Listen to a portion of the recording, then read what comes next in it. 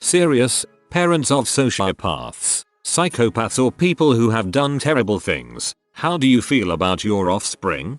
My brother is a sociopath who has spent numerous years in prison jail and has completely destroyed portions of his own family's life at various points. He's now got his act together somewhat, he still lies about things, but my mother has always stood by him and tried to help him. She sees it as love, I have always seen it as codependence.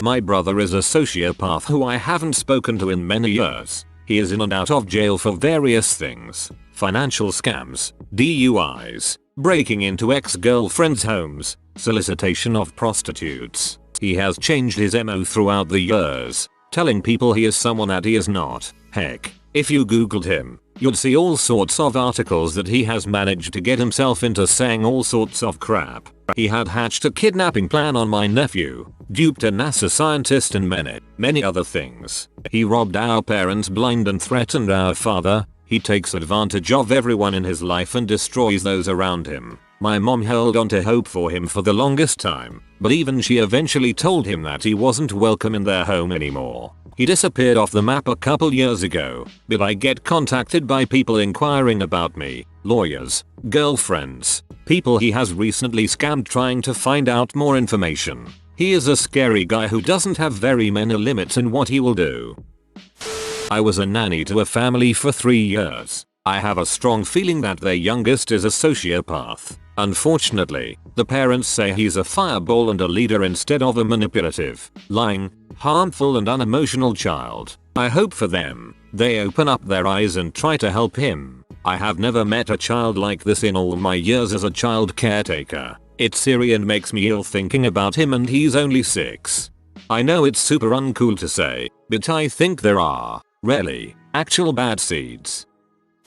My brother is in jail. He's adopted, which is only important because it means I can sleep at night knowing that I don't possess the potential that he has. He has ADHS, FAD, odds, rad and is bipolar and very aggressive. He doesn't have a legal note that he's a sociopath since he was put in prison before he was 18. But if you look up the definition, it describes him perfectly. The first time I realized that gave me chills. I could go into detail about him, but the short of it is, I hate him. He's my brother and regardless of how he joined the family, that is a fact. But after he physically shamed children and tried to kill my father, I stopped talking to him. That was 5 or 6 years ago. I've lost count. That boy ruined my family and stole my childhood. Instead of happy memories, I have the memories of our town's cops ingrained in my head. Instead of enjoying childhood, I had to know about my mother trying to kill herself and having my father coming and crying to me while I was barely a teenager.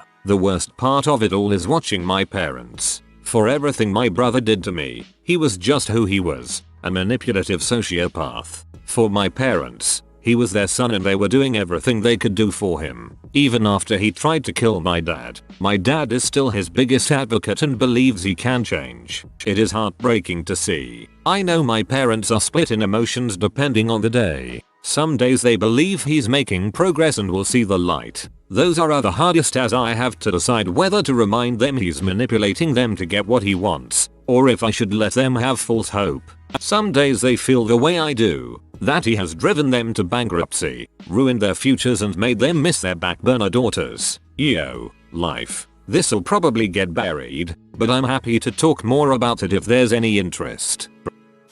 My brother is schizophrenic, a drug abuser and an alcoholic. His schizophrenia was not diagnosed for a long time and as a result he wasn't properly treated until very late in his life. Growing up with him was a nightmare. He would physically assault my sisters and I. He would steal money. He would take our bikes and wreck them. He would destroy things that he knew we liked. He would get raging drunk, stoned etc and launch into violent episodes every holiday. Heck, all the time, but the holidays really got him going. It once took 6 cops to wrestle him into submission to be hauled off to get medical mental treatment. The best parts of my childhood, pre-getting my license, were when his butt was in various mental institutions. It meant we finally had peace in the house. The list of hurts, assaults, thefts, attacking any friends we allowed over, goes on and on and on, and it is very hard to fully articulate what it was like growing with him. I could list dozens and dozens of hurts that evil sack of crap did to my sisters and I, and each would not do justice to describing the living heck it was to deal with him.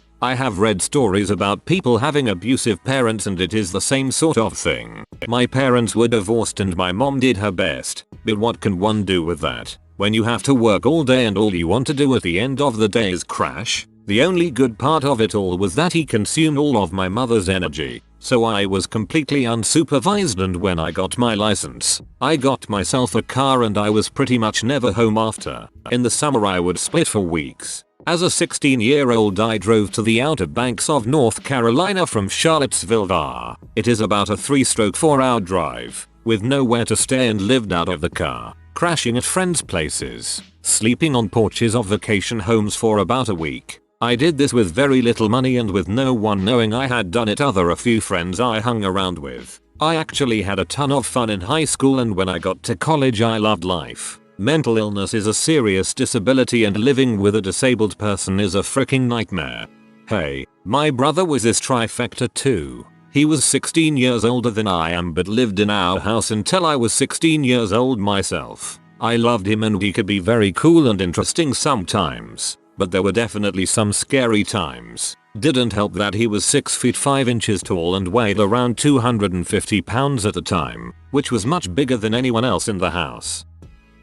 I was on a state superior court grand jury for 3 months. During that time I heard every single piece of evidence about various people like that and sat there as their parents cry their eyes out admitting that everything said about their child is true. We were just supposed to listen to evidence and vote on it, but I don't want to meet a person whose life wouldn't be changed like mine was from listening to those testimonies. I'm legally barred from discussing any of the cases themselves. But to hear some of the things that people have done to their parents like that, and to actually see the parents and family members who were wronged completely in tears talking about how someone they love so dearly could wrong them so much, was just heartbreaking. I had to take almost a month off work after that was over because I just wasn't myself. It had that profound of an impact on my life to hear these things and see the victims who want nothing but the best for this person but realize that they do need to follow the law and tell the truth about what happened. All I can say is that although I can't say I know what it's like firsthand to be the victim of someone I care deeply about who has absolutely no remorse for anyone,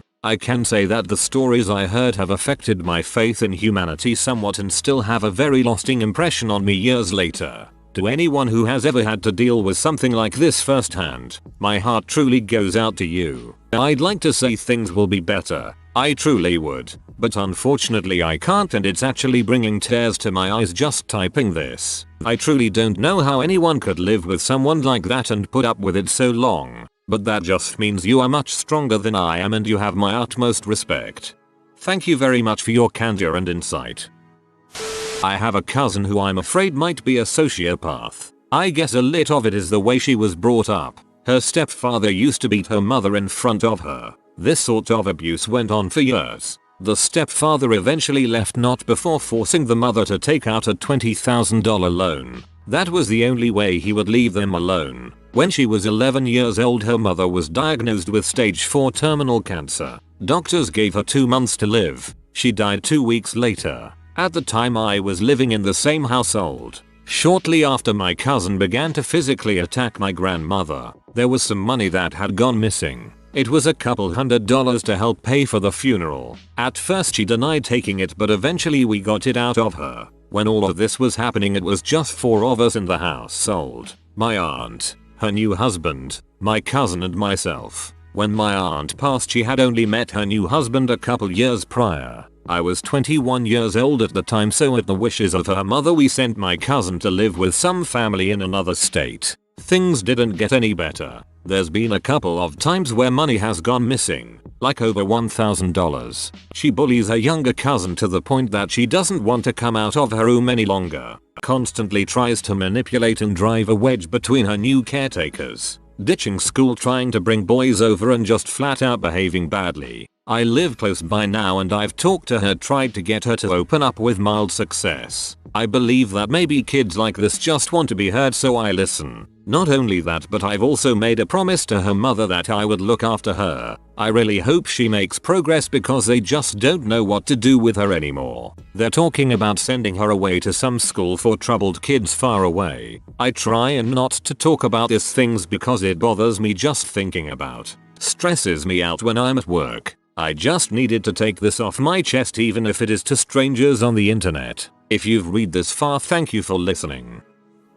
Not really the same thing, but my dad was diagnosed on 2 separate occasions as a sociopath. Being his kid was weird. As long as you did whatever he wanted, he was okay to you. If you didn't follow his plan, he ignored you or worse, beat you. He was incredibly manipulative and you didn't even realize it until it was too late. He was very charming and most people thought of him as a great guy. He was even a little league coach in my small town. In the end, he cheated on my mom multiple times, ended up leaving my family and essentially cutting contact except to sometimes play head games with us. It definitely messed me up for a long time. Recently, the daughter of the woman he married contacted my sibling and wanted to talk about him and his behavior. I don't think she knows. Not a parent, but I'll tell you about my sister. It all started when she turned 13. My mother decided that was old enough to watch me without her being there. I am about 2 years younger than her and have always been underweight small. She took full advantage of this as she commanded me around like a slave and beat me mercilessly every day until I turned 15. There were days where she would be nice, but most I will never forget. She'd unhook the phone from the wall so I couldn't call my mom for help. She'd lock me in my room and then remove the doorknob so I couldn't leave. She tossed the only toy I had left from when my mom and dad were married to the dogs and let them chew on it just to get to me, to watch me cry. I remember at one point I had had enough. Told her I'd rather die than stay with her. She decided to hold a knife to my back. Told me to say the word and she'd do it. Once I had turned 15, I became her alibi instead. Just another tool to her. When she'd sneak out, I'd feign ignorance when my parents asked about her whereabouts. She'd get me to help her steal by carrying stolen merchandise in my purse. Anything and everything she wanted or I'd get hit hard. She eventually left home and got knocked up at 18 with some kid my age, 16. While pregnant, she seemed to get better. Her anger and tantrums of rage stopped. She cared for me almost like a second mother, even apologized for all the crap back when I was little. I had hope for her. It didn't last. After the baby was born, she slowly reverted back into that person. The criminal, the druggie, the bully. My mom and stepdad's kindness had run out by the time she turned 20 and still mooched off them. No job. Spent all her tax returns and boyfriend's money on crap they didn't need. We had to formally evict them. My sister said before leaving, "We have plenty of places to go. We just stayed here to frick with you." Before she left, she took all my mother's pictures of her and shredded them. From baby to the last day she stayed here. I'm glad I don't have to see her or her boyfriend's faces anymore, but I feel bad for her little boy, that he has to grow up with parents like that. Everyone is just a potential tool to my sister, and when you outlive your usefulness to her, you'll know. As a parent of someone who was diagnosed with a mental illness fairly young, I can give you my thoughts. There is a grieving process that happens. You love the child you brought into the world. At some point, that child changed. In our case, it was during elementary school. The grown woman who I gave birth to 24 years ago is not the same person I once knew and loved. So I miss the sweet child I knew and I do my best to protect myself and those I love from the woman she became. Ultimately, as a parent, I kept her alive until she was 18. Technically, that is where my job stopped. Don't get me wrong, I did a ton over the years. She spent the vast majority of her life 9-17 and various long-term residential treatment centers that were provided to us via special education. By the time she turned 18, she had been in treatment for over half her life. No, not just medication or only medication. They do a lot for these kids to try and keep them out of residential treatment centers. Once she turned 18, it became time for me to take care of myself, and part of that requires me to put my safety first. For the record, she is and was my only child, My ex-husband and his current wife have 5 children. To my knowledge, one of them is also very unstable, for lack of better words. TLDR, you separate the person from the illness. You grieve the child you once knew and love. You figure out how to protect yourself from them when they turn 18. I worked as a nanny for one family for 3 years. The girl was 9 when I started and the boy was 5. The boy is autistic and I'm fairly certain the girl is a sociopath. The girl would constantly torture her brother with things she knew would drive him mad. This isn't normal sibling fuckery either. She took it to a whole new level, to the point he would physically rip his hair out and scratch his face and body trying to get her to stop. But to make things worse, she can switch in a second to being all sweet and loving. So her brother still adores her. She treated everyone around her as objects, and if they didn't do what she wanted, she would either completely disengage or hurt them. The first time she told a complete lie about to her parents because I didn't do what she wanted. They let me know that the first time she threw someone under the bus was when she was 4. No amount of lessons about treating others kindly get through to her, and the look she gets on her face when hurting others is terrifying. She got so bad by the time she turned 12 that I had to quit. Puberty just magnified everything. Her parents are pushovers and let her get away with anything. She doesn't want to go to therapy, so she doesn't have to. I'm afraid of what she'll become when she gets older. I recently went to my friend's graduation party where I met her 11-year-old cousin. For the entirety of the party she chased my friend's dog around, saying how she was going to throw it into the pool. I didn't think it was a big deal, but then her dog hid under my chair. Now keep in mind, this dog has chased off bears and mountain lions and generally doesn't take crap from anything. But she was hiding. Finally the cousin sees her and comes over to ask if I'll hand her over. I ask why and she answers that the dog deserves to die. She then spent the next 10 minutes describing how she plans to do it. First breaking the legs, then slowly suffocating her with carbon dioxide from dry ice after locking her in a cage. She described this in a totally straightforward voice. No emotion, not even excitement on her face. I immediately tell my friend about it. After making dang well sure that the dog wouldn't be touched, my friend blew me off the first few times. Her cousin started talking about her plans to kill herself, which centered primarily around stabbing pens into her eyes and bleeding out slowly. I tried to tell my friend again, but she just said that her cousin had always been like that and that the family couldn't afford the drugs that would get their daughter under control. There is no doubt in my mind that this girl is going to kill someday. It wouldn't surprise me in the least if she ends up being a serial killer, and frankly I'm not sure there's anything to do about it short of locking her in a mental hospital and never letting her out. Let's hope her first victim kill her first. I keep seeing a lot of people cite bipolar disorder as a reason for psychopathic or sociopathic behavior. Please keep in mind that bipolar disorder may be a comorbidity, but it is not a sole reason for these disorders. Bipolar is apparently very much misunderstood by the general population. My current roommate is a complete sociopath. I hope people don't think I'm using that term lightly. I've never seen someone use and discard people so flippantly. I truly hurt for some of the people that he ensnares because I am one of them. He's very charming at first. However, once you see through his games and he knows it, he becomes a vindictive and spiteful person. Luckily he is moving out on the 1st.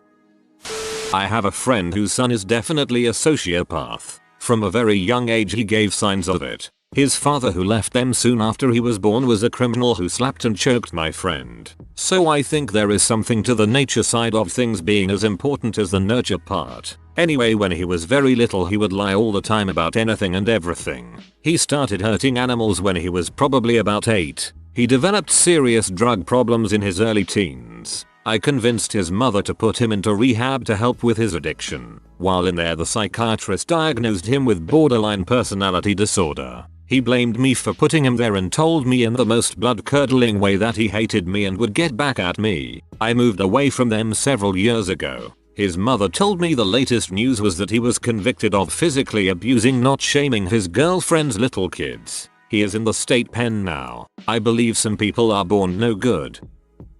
I was friends with a girl named Betty when I was a kid. Her parents owned a weekend home next door to my dad's house, and we would hang out together on occasion whenever our visits coincided. She was adopted, a little socially awkward and immature for her age, but otherwise seemed normal enough. When we were both around 16 she just stopped showing up. No one mentioned why. Whenever I asked about Betty her parents would get a grave look on their faces and just say she can't come this weekend. Well, after I had asked a few times and unwittingly made everyone uncomfortable, my dad pulled me aside and told me to stop asking about Betty. Apparently at 16, she decided she wanted to find her birth mother, and her parents helped her to do so. Her birth mother was an alcoholic who had a 17-year-old son living with her, Betty's half-brother. Betty befriended the 17-year-old son and they started an odd, semi-romantic relationship. The son convinced her that they needed to be together, and that her adoptive parents were standing in the way.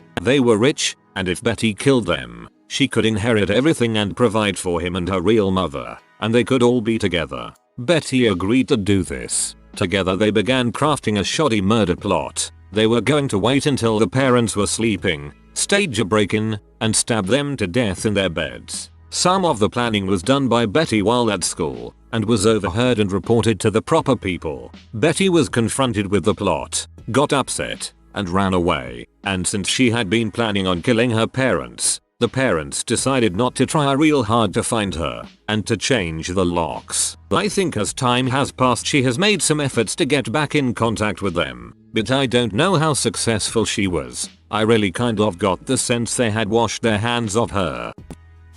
My son is locked up in another state because he ran away and got in trouble before he had to face trial in our home state for stealing cars. It is killing me. He is actually a very sweet kid who just can't stay out of trouble. He has a drug and alcohol problem, but it is even more than that. He has uncontrollable impulsivity. If he wants something he has to have it even if he has to steal to get it. I am sad about things he has done, but I still love him and there is a big hole in my heart from missing him.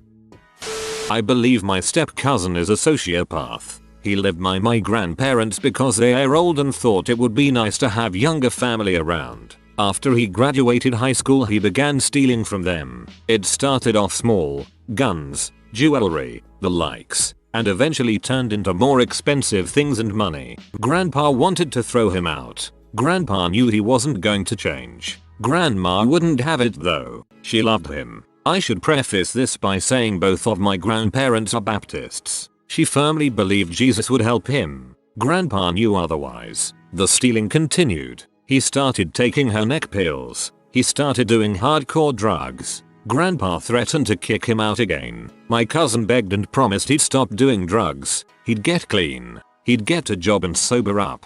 Grandpa didn't believe it, but because he loved Grandma and she believed him, he allowed it. Grandpa passed away last year with pancreas cancer. My cousin stayed with my grandmother to help her through her depression. At this point we all believed he was actually clean because he had a job, just bought himself a new motorcycle, was actually on track to having a new life. We were all completely wrong. Not even a month after Grandpa passed, my cousin began using drugs again. Come to think of it, he probably never even stopped. He stole money from her. I'm not talking petty money either. He stole $13,000 from my grandmother's bank account because he knew her debit card info and managed to get it from her purse. Grandma found out. She breaks down. Other family calls the cops. She gets a restraining order. He takes off. No one knows where he is. I hope one day justice is served. For my grandmother's sake.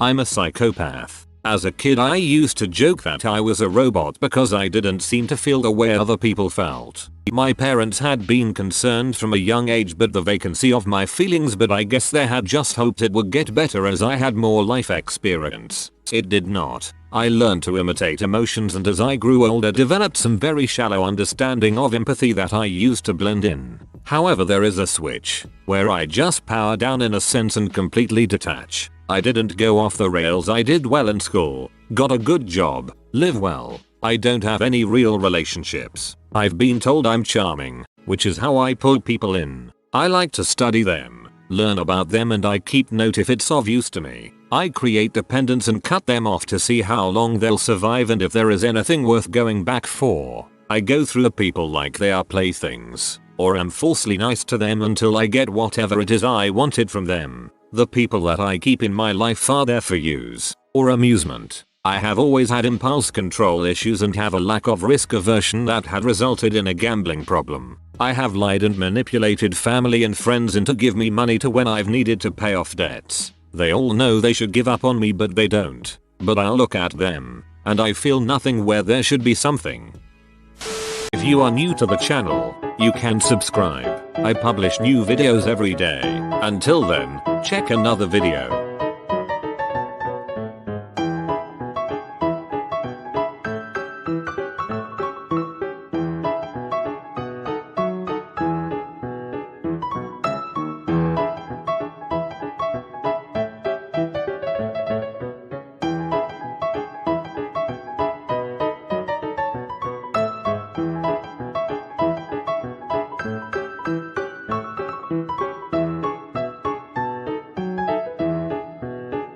Bye for now.